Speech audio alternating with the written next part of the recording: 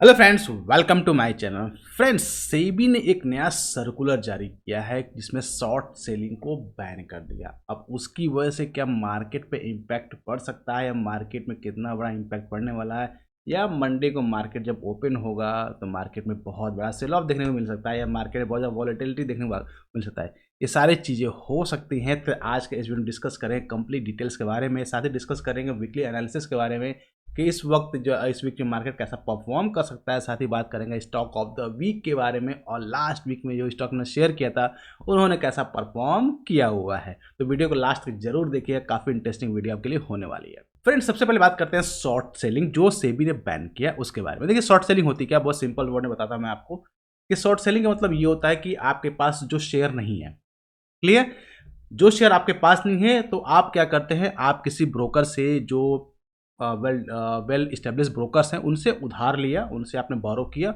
और सेल कर दिया। फिर आप प्रॉफिट बुक करके वापस अपने शेयर जिनसे उधार लिया था उनको वापस आपने कर दिया। तो इस प्रोसेस को बोलते हैं शॉर्ट सेलिंग।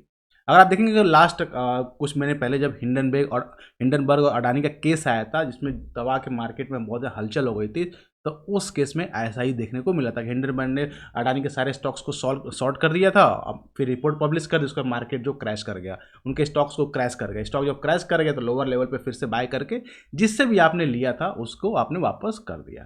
तो सेबी ने इसी को रोकने के लिए ये सर्कुलर जारी किया। अब इसमें करना क्या है, बहुत सिंपल है। जितने भी इंस्टीट्यूशनल प्लेयर्स हैं यानी जो बिग प्लेयर्स हैं उनको शॉर्ट सेलिंग पे बैन किया। इन दैट वो डायरेक्टली शॉर्ट नहीं कर सकते। अगर उनको शॉर्ट करना है तो पहले क्या होता था कि सेबी के पास या एक्सचेंज के पास किसी के पास कोई जानकारी नहीं होती कि कौन शॉर्ट करने जा रहा है, कितने बड़ा अमाउंट से शॉर्ट करने जा रहा है। अब क्या है, शॉर्ट सेलिंग करने उससे पहले आपको सेबी को बताना पड़ेगा कि मैं इस स्टॉक को, इस कंपनी को शॉर्ट करने जा रहा हूँ, या ये प्लेयर है ये शॉर्ट करने जा रहा है, जिससे सेबी उसको फिर अपने हिसाब से जो भी रेगुलेट कर सके, मॉनिटर देख सके, लुकआउट कर सके कि वाकई ये शॉर्ट सेलिंग की रिटेल ट्रेडर्स के फेवर में है या नहीं है, या बहुत सारी चीज़ें उनको जो भी वर्कआउट करना होगा उसके अकॉर्डिंग वो डिसीजंस ले पाते हैं। तो ओवरऑल देखेंगे तो रिटेल इन्वेस्टर्स को प्रोटेक्ट करने के लिए सेबी ने ये रूल लेकर आया है कि जिससे वो इसको कंट्रोल में कर सके, जो रिटेल प्लेयर्स है उनको लॉस ना हो। क्योंकि रिटेल प्लेयर के पास छोटे अमाउंट में शेयर्स होते हैं और उसमें बड़े अमाउंट में शॉर्टिंग हो जाती है तो फिर वो फंस जाते हैं। जैसे अडानी वाले केस में बहुत बार फंस गए, बहुत बुरी तरीके से फंस गए थे। 2 ही दिन में आपका 40% 50% जो कैपिटल है इरोज हो गया था। तो उस केस में एटलीस्ट कैप जो रिटेल ट्रेडर्स को बचा सके, तो इसलिए इसलिए ये प्रैक्टिस में लेकर आ रहे हैं। साथ ही अब इसमें एक और प्रॉब्लम आती है कि जब शॉर्ट सेलिंग को बैन कर रहे हैं तो क्या वाकई में मार्केट में लिक्विडिटी का इशू हो सकता है। तो थोड़ा बहुत लिक्विडिटी का इशू होने वाला है, इतना बड़ा इम्पैक्ट नहीं पड़ने वाला है।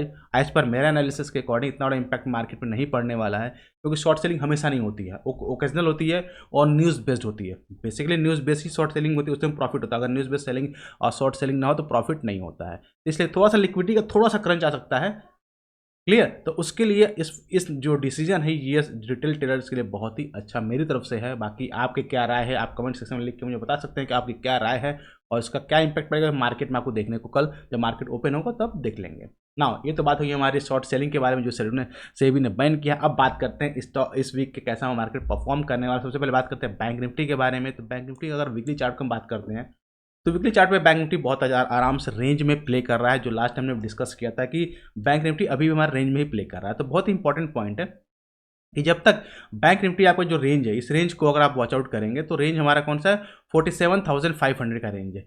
अगर ये लोअर एंड पे 47,500 रेंज को ब्रेक नहीं करता, ध्यान रखिएगा, इस रेंज को ब्रेक नहीं करता है, टिल देन मार्केट में आपको अपनी लॉन्ग की पोजीशन को होल्ड करना है। अगर मार्केट इसके नीचे ब्रेक करके क्लोज करना स्टार्ट करता है देन आप लॉन्ग की पोजीशन अपनी एग्जिट करिएगा, अदरवाइज कोई टेंशन लेने की जरूरत नहीं जब तक इस रेंज में बना हुआ। तो फ्रेश तेजी, जिनको फ्रेश लॉन्ग करना है, अभी तक लॉन्ग नहीं है, यानी जिन्होंने अपने प्रॉफिट्स को बुक कर लिया है और फिर से अपॉर्चुनिटी का वेट कर रहे हैं, तो फॉर दैट केस आपको वेट करना पड़ेगा अगेन मार्केट जो इस रेंज को ब्रेकआउट करे, देन आप लेंगे। तो अब ओवरऑल देखेंगे 48,500 के ऊपर जो है आपको लॉन्ग करने की फिर से आपको अपॉर्चुनिटी मिलेगी। लेकिन यहाँ से बहुत ज़्यादा अपसाइड मोमेंटम मेरे अकॉर्डिंग नहीं है। यहाँ से आपको 49,000 का मैक्स जो है अपॉर्चुनिटी आपको देखने को मिलेगा, उसका फिर से एक पुल बैक देखने को मिल सकता है on the weekly time frame basis. अगर इसको डेली चार्ट पे करेंगे तो सेम सिनारियो आपको निकल आया कि एक बहुत ही अच्छे पैटर्न पे, अगर आप देखें अपवर्ड चैनल पैटर्न पे ही बैंक निफ्टी चला है, लोअर पैटर्न जो प्रॉपर उसी पैटर्न को फॉलो कर रहा है, अगर आप देखेंगे पैटर्न चेंज नहीं कर रहा है। तो अगर आप उसको अकॉर्डिंग देखेंगे तो 48,500 का जो रेंज है, this one in the upper range, इसके ऊपर जब निकलेगा तभी आप लॉन्ग की पोजीशन को एंट्री कर पाएंगे, अदरवाइज एंट्री आपको नहीं करनी है। शॉर्ट की पोजीशंस को एग्जिट या शॉर्ट करने के लिए अपॉर्चुनिटी आपको इसके नीचे मिलने वाली, बीच में आपको कोई भी ट्रेडिंग पोजीशन नहीं मिले। इंट्राडे के लिए आपको जाहिर सी बात है कि बहुत सारी अपॉर्चुनिटीज मिलेंगी, लेकिन एज पर पोजिशनल स्विंग आपको इसको वॉच आउट करना पड़ेगा। ये इंपॉर्टेंट सपोर्ट और रेजिस्टेंस आपका इस वीक के लिए वर्क करने वाले हैं। क्लियर, ये तो बात होगी निफ्टी बैंक के बारे में। ना अब बात डिस्कस कर लेते हैं निफ्टी के बारे में, निफ्टी हमारा कैसा ट्रेड प्लान करने वाले हैं। तो निफ्टी बात करते हैं, अगर निफ्टी का अगर वीकली टाइम फ्रेम पे चार्ट पे अगर देखेंगे तो सेम वीकली भी अगर आप टेंडेंसी देखेंगे तो एक big bar candle, big green candle, then एक पॉज कैंडल, अगेन एक बिग ग्रीन कैंडल, अगेन एक पॉज कैंडल। तो इस तरह का सिनेरियो लास्ट 1 2 3 4 वीक से चल रहा है। तो अगेन अगर ये सिनेरियो कंटिन्यू रहता है तो अगेन एक्सपेक्ट कर सकते हैं इस वीक आपको again one more big green candle आपको देखने को मिल सकती है। तो उस केस में अगर निफ्टी जो है 21,800 लेवल को क्रॉस करता है, ध्यान रखिएगा 21,800 लेवल को क्रॉस करता है, देन पॉसिबिलिटी एक निफ्टी इस वीक में 22,000 लेवल को हिट कर जाए। क्लियर, अगर इसको क्रॉस करता है तो अदरवाइज चांसेस नहीं है। लोअर साइड में अगर आप वॉच आउट करेंगे लोअर साइड में, तो let me draw the level, this one is the lower side level. अगर 21,500 के नीचे, ध्यान रखिए 21,500 के नीचे आना शुरू करता है तो फर्स्ट इंपॉर्टेंट रेजिस्टेंस का लेवल जो उसको देखने को मिलेगा 21,400 का लेवल, जिसके नीचे फिर से एक स्मॉल पुल बैक की अपॉर्चुनिटी आपको देखने को मिल सकती है। तो इन दो लेवल्स को आपको अपने रडार पे रखना होगा। बात करेंगे अगर डेली टाइम फ्रेम पे, डेली टाइम फ्रेम पर सेम सिनेरियो क्रिएट होगा। अगेन अगर आप वॉच आउट करेंगे तो ये आपका अपर बैंड का लेवल है 21,800 का लेवल, अगर इसके ऊपर निकलेगा तो अगेन मार्केट जो है 22,000 का टच करेगा। अगर नहीं निकलता है तो रेंज में रहता है तो फिर मार्केट आपको जिग जैग करता रहेगा। तो दोनों ही लॉन्ग पोजीशन और शॉर्ट पोजीशन के लिए आपको वेट करना पड़ेगा। अपॉर्चुनिटीज़ का अपॉर्चुनिटी आपको कम मिलेंगी, या तो ये हाई को ब्रेक कर या लो को ब्रेक कर, तभी आपको अपॉर्चुनिटीज़ मिलने वाली है। क्लियर, ये तो बात होगी निफ्टी के सपोर्ट्स एंड रेजिस्टेंस के बारे में इस वीक के इंपॉर्टेंट। ना आप डिस्कस कर लेते हैं लास्ट वीक जो हमने डिस्कस किया स्टॉक ऑफ द वीक के परफॉर्मेंस के बारे में। सबसे पहला स्टॉक हमने डिस्कस किया था that is Motherson Sumi stock. अगर आप देखेंगे 100.03 के आसपास बाय करने के लिए अपॉर्चुनिटी मैंने बाय करने के लिए बोला था। अगर आप देखेंगे यहाँ से डायरेक्टली इसने 108 तक का इसने टारगेट हिट किया हुआ, ऑलमोस्ट 5 पॉइंट्स का प्रॉफिट आपको देखने को मिला इस स्टॉक्स में। सेकंड स्टॉक जो हमने डिस्कस किया था that is Olectra Greentech, somewhere around 1370 के आसपास हमने एंट्री करने के लिए बोला था 1370 के आसपास में। अगर आप देखेंगे और टारगेट 1400 से लेकर इसका 1500 तक का टारगेट था। ये ऑलमोस्ट पूरे इस वीक में इसने दोनों ही टारगेट को हिट कर लिया। ना बात करते हैं थर्ड स्टॉक की that is true financial services. अगर आप देखेंगे दिस वन, इसको भी हमने 78 रुपीज़ के आसपास के लिए 78 पे आप बाय करने की अपॉर्चुनिटी आपको बाय करने कहा था 78 से। देखेंगे इसने भी 84 का हाई लगाया, इसमें भी एक अच्छा खासा प्रॉफिट आपको देखने को मिला हुआ। क्लियर, तो इस तरह के स्टॉक ऑफ द वीक में जो लास्ट 3 स्टॉक है आपको प्रॉफिट मिला है। आप चाहे तो इसका एक कैप बंच बना सकते हैं या डाइवर्सिफाइड की तरह के आप तीनों ही एक जो प्रॉपर कैपिटल आपका हो इन तीनों ही स्टॉक्स में इन्वेस्ट करके भी पैसा बना सकते हैं, वो भी तरीके होते हैं ना। अब डिस्कस कर लेते हैं इस वीक के स्टॉक ऑफ द वीक के बारे में। सबसे पहला स्टॉक हमारा दैट इज इंडोरामा। बहुत अच्छी कंपनी है, बहुत अच्छे ब्रेकआउट लेवल पे है। अगर आप देखेंगे छोटे से स्टॉक है, इस वीक सारे स्टॉक छोटे छोटे हैं। अगर आप देखेंगे तो बहुत ही अच्छे लेवल पे है और ब्रेकआउट करने की कोशिश कर रहा है। वॉल्यूम्स बहुत अच्छा बिल्डअप देखने को मिल रहा है। तो अगर इस एरिया को निकालता है यानी 58 से 59 के एरिया को निकालता है तो बहुत आराम से 64 से लेकर 70 रुपये तक का टारगेट ये देखने को मिल सकता है। काफ़ी बड़े लेवल पर ब्रेकआउट करने की तैयारी कर रहा है। तो इस स्टॉक को अपने रडार पर आप जरूर रखिएगा।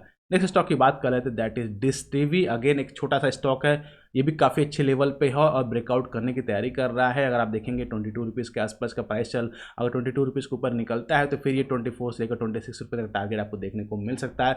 वॉल्यूम्स बहुत ज़्यादा आपको देखने को मिल रहा है इसको।